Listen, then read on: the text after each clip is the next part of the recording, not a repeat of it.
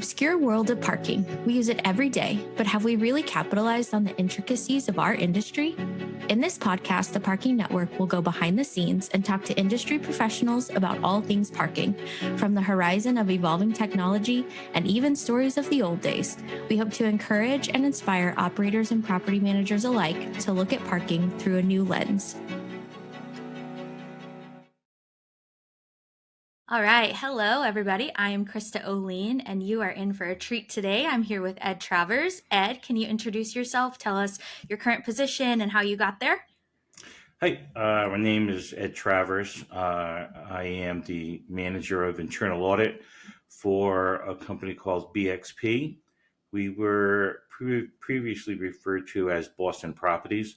We're a REIT company, a real estate investment trust company. We are the largest REIT in America.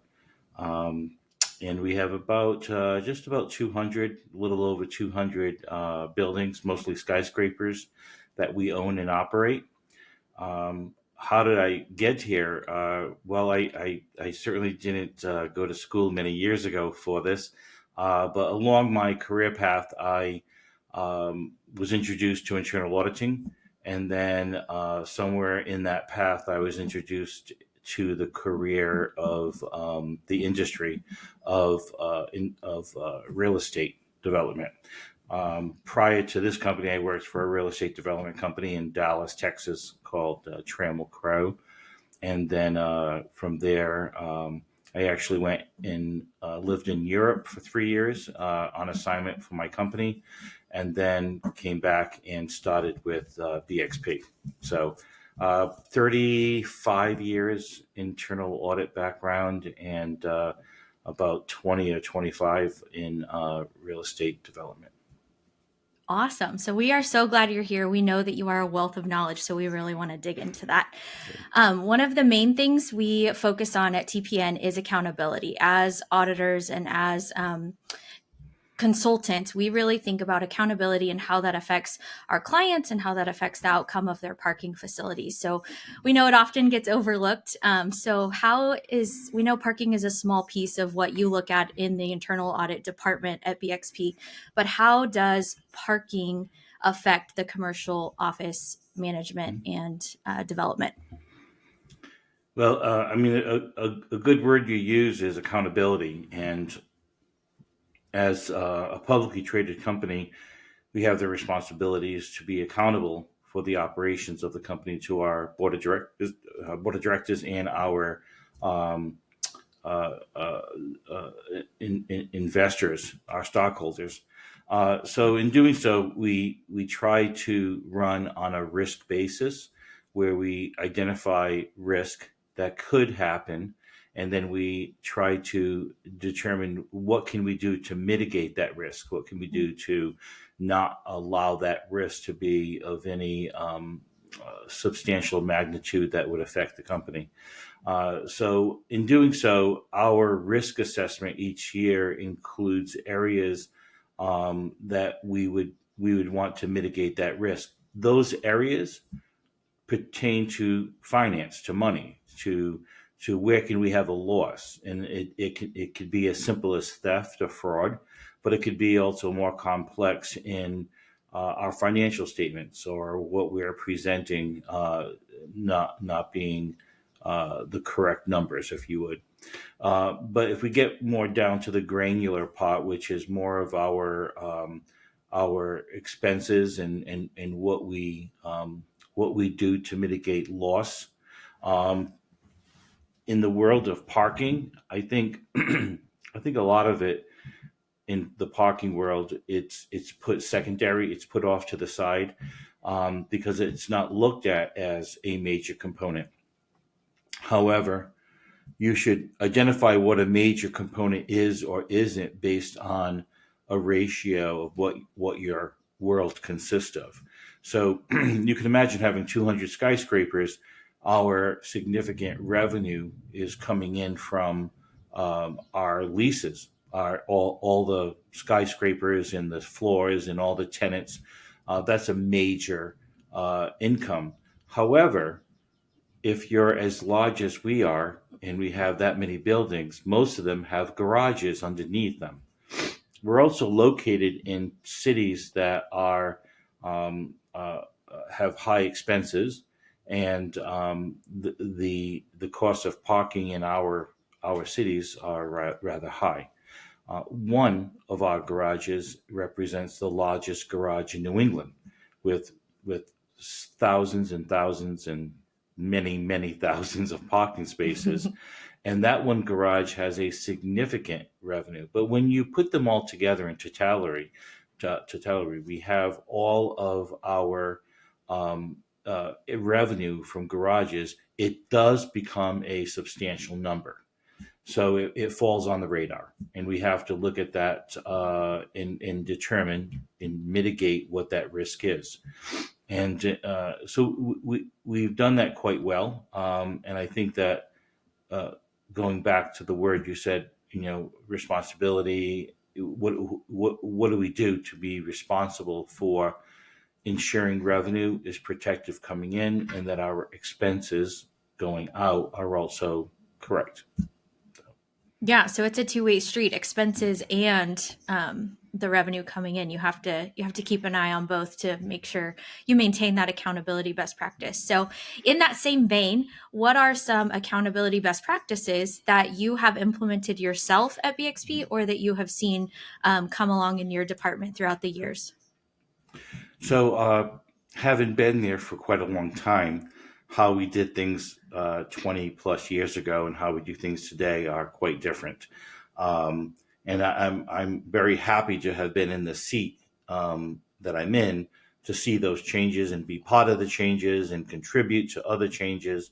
But in the parking world, um, parking was a word that was associated quite often with uh, theft, or um, loosely run operations, or not overseeing or micromanaging what those operations should be. And the way we take a look at it is, um, uh, we have so many buildings, so many garages, and we are not in the business to build or manage garages. Mm-hmm. We're in the business to build skyscrapers and manage the skyscraper. So quite often we outsource our operations to manage the garages. And so that means we hire somebody that's not from Boston Properties to touch our money.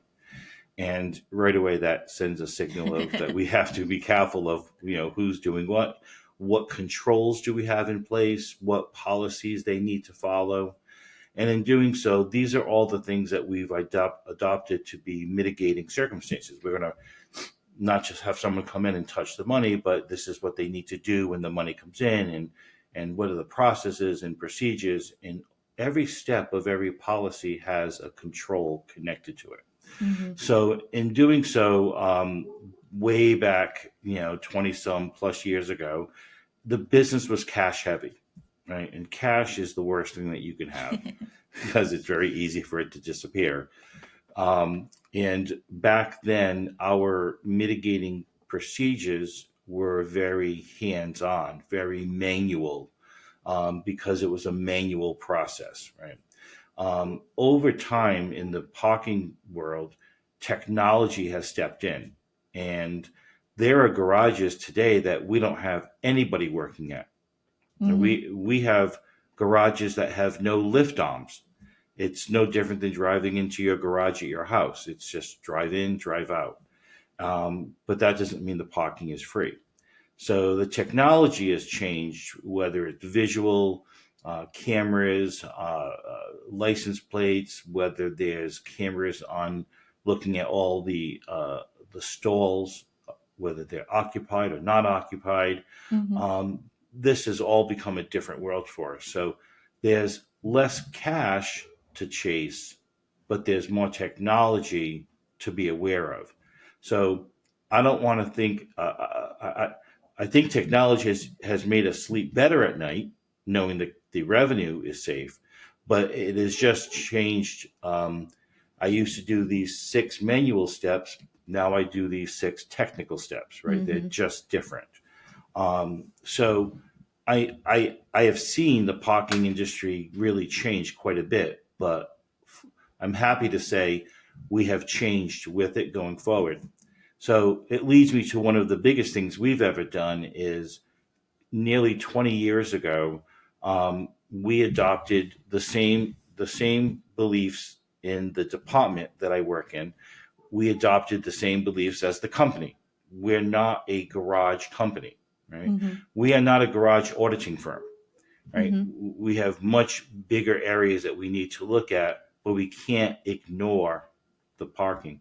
So we started a relationship with the parking network.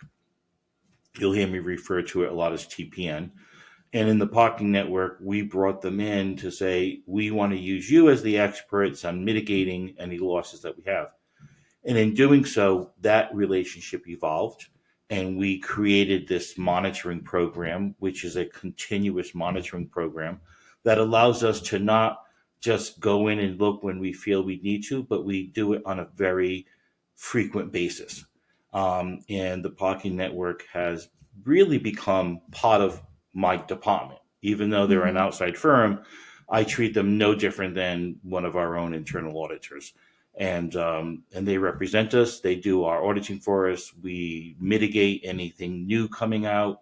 And that's an example of how we've evolved going forward. We just need to keep remembering that there may be less cash to look at, but there's a lot more areas technologically that Mm-hmm. can be lost. Yeah. Yeah. So with that, what do you think the parking industry is better off or worse off for the technological advances? Well, I think for the users, it's better off. It's Mm-hmm. easier. There's less hassle.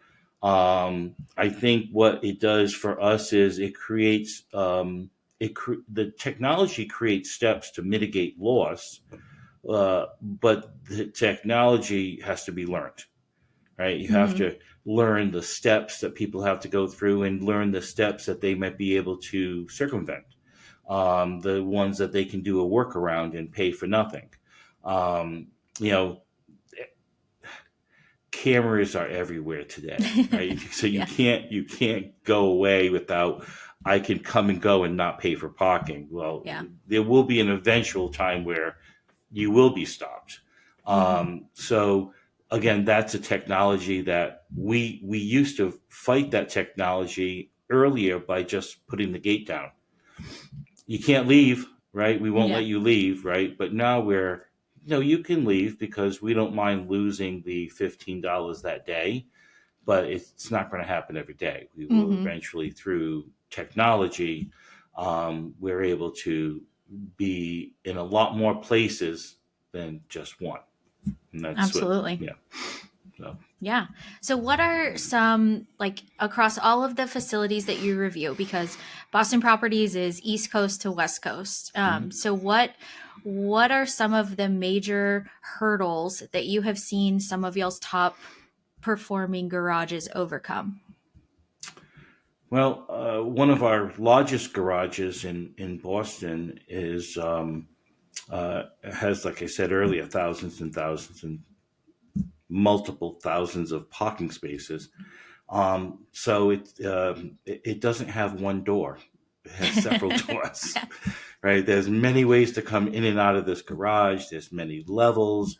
There are levels that are secluded just for certain tenants. Mm-hmm. There are some businesses that run in the garage, such as valet parking or car washing. There are nested areas for executive parking. So that garage is a great example of it being a city on its own. Mm-hmm. Literally a city.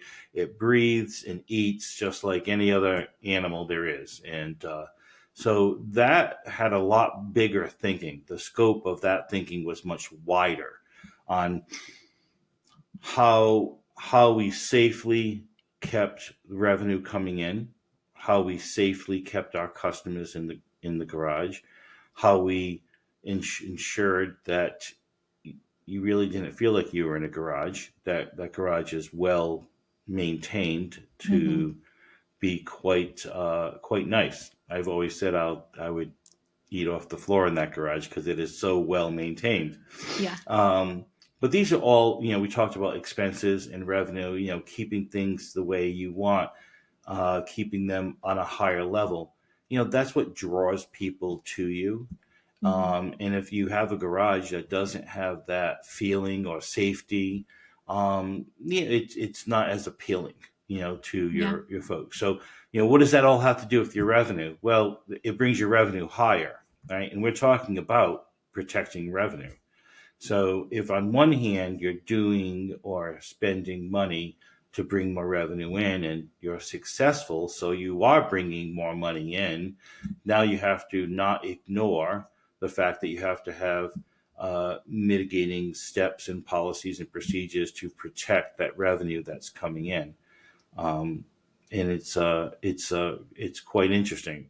Another example is we have a property that represents something really no different than a township, like a downtown of a town. And that means there's sidewalks and curbs and streets, and there's parking garages, and there's all kinds of different types of parking. So now we are needing to think about more of like a law enforcement, if you would, like ticketing and cars that park that don't use the meters, and how we handle that. So, those are two examples of unique properties that we manage. But then you've got the very typical garages, right? 2 or 3 ins and outs, and some of them may have people at the booth. Some, there may be no booths, there may be no arms. So now we have to say to ourselves, how do we monitor, right? The word monitor is no different than auditing, right? Yeah. how do we monitor the garages that are standard, typical, in, out, tickets, pay for them, do what you need to do, right? Get them on their way. Or how do we monitor the garages that have more sophistication? There's no booths, there's no people, there's no arms. How do we maintain that? How do we maintain the operations of street parking, and how do we enforce that? Or so it's unfortunate that we don't have time today to do this, but we could take a case by case basis of every garage and go through what we do to mitigate that. It's a challenge, but I think that if you have the right resources and the right frame of mind of how you approach it, you can be very successful on it. I'm not a garage operations expert. I know, Krista, you may think I am, but I'm smart enough to know that there is a need. Yeah. Right? There's a change, and we need a need to mitigate that change. That educates me myself, so I can speak fluently about all these different areas. But I didn't come here today sitting in 2024 as I did in 2025. I mean 2005. 2005. None of us did. Right. Yeah. So through 2005 till today, some nearly 20 years, this has all evolved. And if you have a mindset to just stay in one place all the time, it doesn't work out. You need to really keep a sharp eye on what's the next thing happening. And I may be going too forward in this, but there's a whole conversation to learn about aggregating parking, right? Aggregators, right? That's a for your listeners that may not know, it's someone who buys my parking space at a discount and then sells it at another discount, and then I get a small percentage of that discounted discount. Yeah. So I'm like getting nearly nothing of what I could if I just sold it myself. And then, why would you do that, right? Well, I think there's a value to it. I just don't think it's a value that has a long shelf life. It's got a short shelf life. The idea is that, there's someone who would never park in your garage, but you can get them through that way. But it could also backfire, and all the people you already have parking there on a monthly basis stops buying from you and goes that way. So again, technology, right? Right. This was not a conversation back in 2005. Now it's a conversation, right? Yeah. I'm not saying you should or you shouldn't. You just heard me say there is a value. You need to assess that value on your own, on whether it's good and how long it's good, right? And that's what we've done. If anyone wants to know, yes, we still have aggregator parking. So again, you just have to make that decision on your own. But I'm just using that as an example of change, how changes happen. Absolutely. So one analogy I like to use is that each parking facility is its own little organism. It has, and you touched on this a little bit, it has its own little things that make it different than the garage across the street, even in the same demographic area. So all of these ideas, and you touched on aggregators, they're a hot button topic that affect some facilities in a positive way and affect some facilities in a negative way. So there's other ideas that have kind of been on the fringe, like EV parking and flexible monthly parking due to the change in the work schedules since the pandemic. So going forward, from your vantage point, how do you see those affecting commercial parking going forward? Yeah, it's a good question. I touched on one element of aggregated parking, but EV parking and schedules, ins and outs, and what's changing. And although I'm not here to talk about where we came from pre-pandemic and where we are post-pandemic, I could probably say that things have changed. That's obvious. I think that we're working hard to go back to some normalcy, which I use that word only as a pre-pandemic feeling, not that pre-pandemic was any normal and now we're not normal, but I think that we're all trying to strive to get to that. But I do think what we all know, everyone knows, it's a changing world. I think that's the one thing that we can say, wherever we came from and wherever we end up at. Those are great things to, one, to have a crystal ball going forward, and then, a mirror to look backwards. But if you want to talk about today is things are changing. That's simple. So now we have to ask ourselves, what do we need to do to make this work? Like, what do we need to do? We need to jump into the race and keep up with the rest of the world, right? So EV parking, should we have it? Shouldn't we have it? Should we charge? Should we not charge? How many should we have?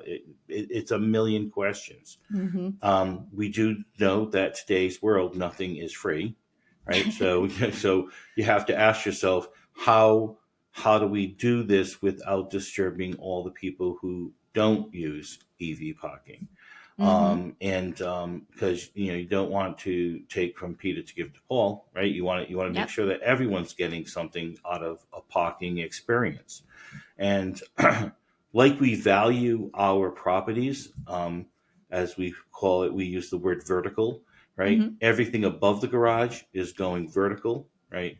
We value that we maintain a Class A property, right? And I don't say Class A because that's a word that I'm using to boast about how good we are. That's a real estate terminology, right? A Class A property. And we don't have Class B or Class C or Class D. We have a Class A experience. Our tenants work all day above the garage in a Class A property. So why would we not want to have a Class A parking experience? I love that. Right. So in doing so, we have to keep up with understanding that it's not just pulling a ticket, parking, and then paying and going home. There's multiple ways to come in. There's multiple ways to leave. There's multiple ways of paying. There's multiple ways of parking, whether it's EV or not EV. There's just so many things to consider. If you don't consider all those avenues, I think that's where you might get in trouble, where you may find yourself, gee, I didn't consider that. I didn't think of that. Again, I may have become a pseudo expert because I'm immersed into this every day. However, I think the most valuable thing a person can know is not their strengths, but know their weaknesses. And knowing your weaknesses is actually a pretty big strength. Yeah, I love that. That's a great thing. I'm going to steal that. So whenever we're thinking about the changes and all that's going on, whenever we work with Boston Properties, speaking from TPN's point of view, the monitoring program helps us maintain that accountability piece on a monthly close connected basis. So these changes that are going on and these big things that are coming up and hot button topics that are now we're seeing everywhere whenever they didn't exist 10 years ago. Whenever we're constantly touching a facility and looking at what's happening and checking the numbers, one of the things we like to say is know your numbers. That's one of our rules to live by at TPN. Know your numbers. If you see one number fluctuate, you know something's off, and so you got to dig deeper into it. And so I think that's one of the things about parking that make it unique is that it should be a relatively level thing. It should, like, the numbers should stay relatively the same. And so in commercial parking, that accountability piece plays into the business as a whole. And I love the idea of the Class A going vertical, but also thinking about your clients. Most of them park in the facility, and so it can't be overlooked. It has to be maintained at the same standards. And that starts with looking at the operation and looking at the facility and the maintenance of it and the accountability of the people that are helping BXP manage it or the commercial office owners manage it. So I love those ideas. Well, thank you so much. Yeah, go ahead. No, I was going to say it represents really how you look at the business that you're in, and our tenants are Class A tenants, and they sit in a Class A building. A building, I heard someone tell me one time, and I'm going to paraphrase it, but a building is really no different than a tree. It's flourishing, it's growing, it's getting bigger, it's getting stronger, it's getting smarter, right? Smarter meaning it's not going to fall down, it's going to get stronger. And but that all starts from its roots. Right? And I consider the garage to be those roots. That's the entrance to the building. That's where you come in. That's where you first say, this is a nice garage, this is a nice building. So I always look at that as each individual building is its own living organism, if you would. So I think it's you stay on your toes. You definitely stay on your toes. Yeah. Absolutely. All right. Well, do you have anything else you want to share, Ed? Nope. That's it. I thank you for inviting me and for being part of this podcast and for others to use as an educational basis. Hopefully they'll get something out of it that would be important and valuable.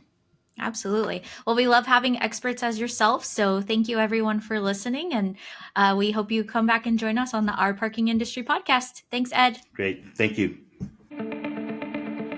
To quote one of the greatest business minds of our time, Charles Munger, he said, "The best thing a human can do is help another human being know more."